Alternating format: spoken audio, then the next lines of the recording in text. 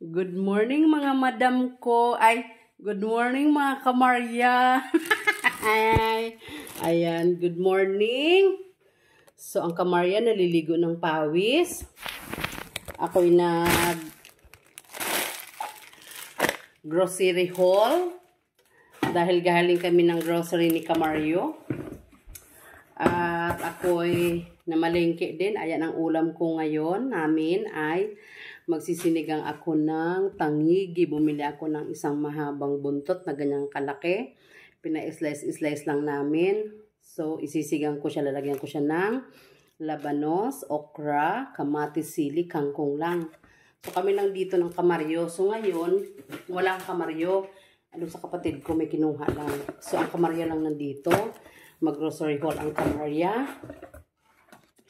Siguro mga 2 weeks yata, hindi ako nag-grocery. So, wala nang laman ang ating pantries. Mga Kamarya, ang hirap mag-budget sa araw na ito. Sa ngayong panahon na ngayon, mahirap mag-budget. Ang mahal ng mga bilihin. Hindi naman pwedeng hindi tayo mag-grocery. Ang hirap man ng pabili ng paisa-isa mga Kamarya. So, kahit kakaunti, meron tayo, no? Paisa-isa, bibili ka. Pag kailangan mo, gagamitin mo, bibili ka isa sa tindahan. Ay, ang hirap noon. Yun ang ayaw ko. Kahit noon pa man. Kahit noon pa man na wala pa kami pera. Nag-grocery na ako ng halagang 500, halagang 1K. So, lalo na ngayon na wala din naman akong pera. Nakakaraos lang po sa araw-araw. Nakakain kami sa 3 beses sa isang araw. Ayun, masaya na ang Kamarya. At ang mga kids, ayan, bumili sa Kamarya ng anlin. Para kay Kamaryo. And kay Kamarya is low fat and non-fat milk, fresh milk. Bumili ako ng kape na puro para minsan napapagusto ko magkape pero hindi ako masyado talaga nagkakape. Minsan lang. Minsan kapag ang ulam ay tuyo, scramble egg, diba mas masarap may partner na kape. Kaya bumili ang Kamarya ng kape. Tsaka minsan, pag may pupunta rito, di syempre magkakape, kailangan meron tayong pang bigay na kape. Today is Tuesday, so kahapon pala, walang pasok ang mga bata ko. Ngayon sila pumasok. Maaga kami umalis kasi hindi ako nakapagluto kasi ang aking ref, puro chicken ang laman. So wala ako naluto na baon nila. Kaya nag-drive-thru na lang kami McDo baon ng mga bata. Yung dalawa lang, yung kuya walang baon. Kasi late na siya pumasok. Pag uwi namin, nasa lubong namin siya. Papasok pa lang. So yung dalawa nandun na sa school kaya sila may baon. Baon na lang niya pera. Okay. Yan ang madam. May mga dilata ang Kamarya. Para ready to eat na kaagad. Kasi minsan mga Kamarya, hindi talaga lagi ako nagluluto. Hindi naman sabi, halimbawa, pag lunch, nagluto ako. Di siyempre, kinagabihan. Wala na. Hindi naman ako nagluluto ulit ako ng panibagong ulam. Minsan, nagluluto ako, minsan hindi. So, kailangan, meron akong dilata. Corned beef. Ayan. Ready to eat na. Yung iba, yung corned beef, siyempre, igigisa mo lang. Mabilis ang luto lang mga Kamarya. Kaya kailangan meron tayong mga dilata. Kahit sabihin nila hindi maganda sa katawan yung mga dilata, kailangan pa rin natin magbili ng ganito. Lalo na pag breakfast. So, lagi na ako nagluluto ng breakfast kasi ang Kamaryo kailangan niya mag-breakfast ng kanin kasi may ininom siyang gamot. So, ayun mga madam, pang merienda. Ito ang kanyang Anlin Gold ang binili ko, Milo and gatas kasi minsan si CB kailangan niya ng gatas. Sa umaga, sabi ko nga, pinapainin ko sila ng gatas kasi pagkagising, naliligo ka agad. Aba, hindi maganda yon. Pagkagising, maliligo ka kaagad.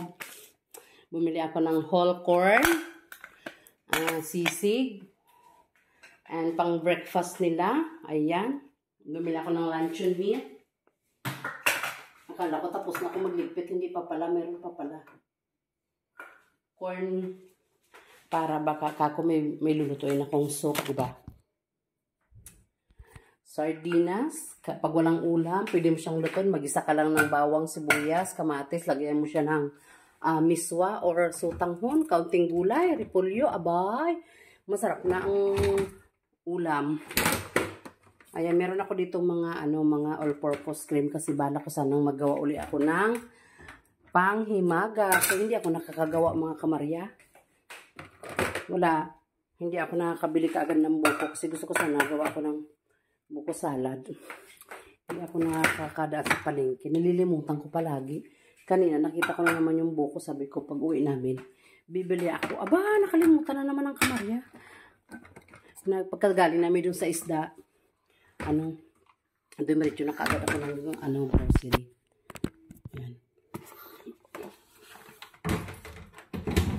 Tapos ngayon, naiinis ako kasi wala kaming tubig, di ba? Ang hirap kumilos kapag wala kang tubig. Ay, Jesus! Marimar, ay isalin ko na lang tong gatas.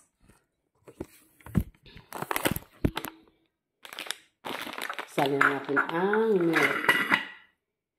Ayun, Bear Brand. Bear Brand lang ang gatas ng mga bata ko. Isalin natin ang gunteng. Ang gunteng.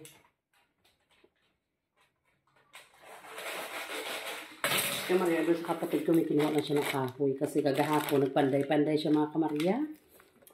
Aba, maalam ang kamarya magpanday. Gipanday ko niya. Ay, nagpanday siya ng ng mga patungan doon sa garahe namin. Di ba marami doon mga abubot-abubot sa garahe. Sabon ng aso, yung mga anik-anik doon. Nagawa siya. So, ang ganda. So, lalagyan niya daw ng pinto sa saraduhan niya. O, di ba maganda nga naman kapag merong sarado yung ginagawa niyang cabinet. Nagawa siya. Very good ang kamaryo. So, 12:40, mga 12:30. Kung susundo na naman kami kay uwi si CB ng 12:45. Tapos yung isa, alas 3. O, di ba hindi pare-pares ang uwi nila. Kaya ang gas namin, 2K budget namin 1 week sa gas at gasolina. Tapos nagmahal pa. Boy, ang hirap ng buhay. Pag wala kang hanap buhay talaga. Pag wala kang hanap buhay, nga ka. Ang hirap ng budget ngayon. 1,000 mo lang. Akala mo, 100 pesos na lang Ang hirap mag-budget. Tapos minsan yung mga asawa niyo pa, pag naubos ang pera, maghahanap-hanap pa sila. Hindi nila naiisip na ang mahal na mga bilihin.